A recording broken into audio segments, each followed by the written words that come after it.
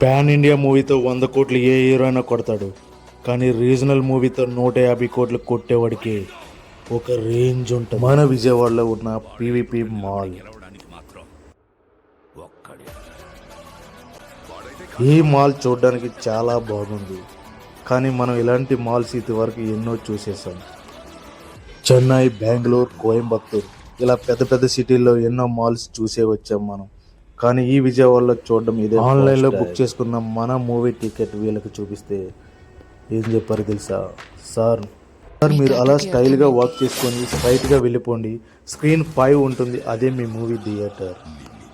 ఈ మూవీ ఎలా ఉందో నేను రివ్యూ చెప్పవసరం లేదు. ఆల్మోస్ట్ ఫస్ట్ డే చూసిన వాళ్ళంతా రివ్యూ చెప్పేశారు కదా. ఇక నేనైతే మూవీని ఎంజాయ్ చేయడం మొదలుపెట్టా. మన పవర్ స్టార్ పవన్ కళ్యాణ్ ఎంట్రీతో దద్దరి. బాంబే వస్తున్నా, తలలు జాగ్రత్త.